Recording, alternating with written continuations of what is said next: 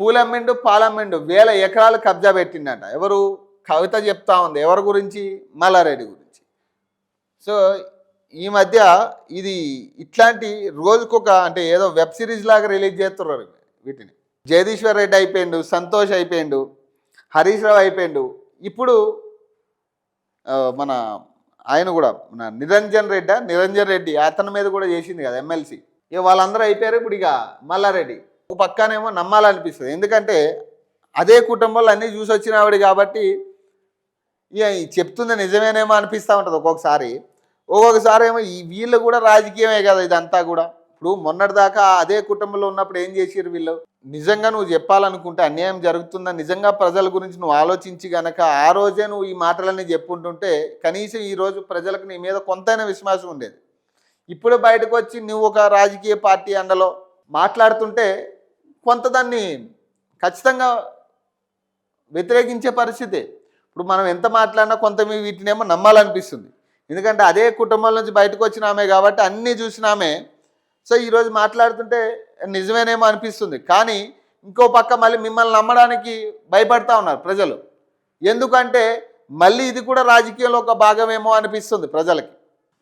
పూలమ్మిండు పాలమ్మిండు వేల ఎకరాలు కబ్జా పెట్టిండు. కవిత చెప్తుంది మల్లారెడ్డి గురించి. మల్లారెడ్డి పేదలకు చేసింది ఏమీ లేదు. కుత్బులాపూర్ కుకట్పల్లి ఎమ్మెల్యేలు కబ్జాలు ఆపాలి.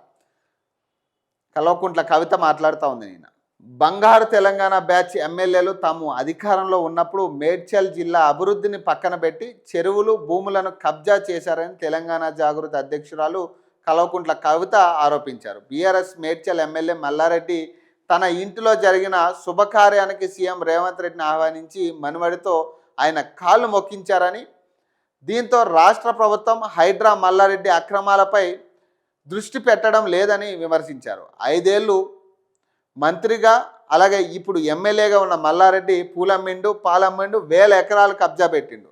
ఆయన పేదలకు చేసిందేమీ లేదు అని తీవ్ర విమర్శలు చేశారు.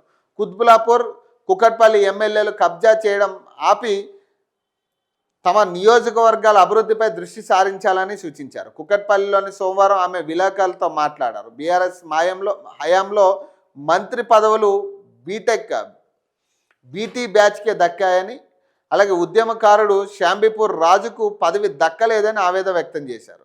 బీఆర్ఎస్ ప్రభుత్వంలో నిర్మించిన డబుల్ బెడ్రూమ్ ఇళ్లలో మౌలిక వసతులు లేవన్నారు. మేడ్చల్ కలెక్టరేట్ కూడా అందరికీ ఆమోదకాయంగానే లేదని చెప్పారు. జిల్లాలో ఒకటంటే ఒకటి 100 పడకల ఆసుపత్రి లేకపోవడం ఇది ఇక్కడి ప్రజాప్రతినిధుల నిర్లక్ష్యాన్ని నిదర్శనమని మండిపడ్డారు.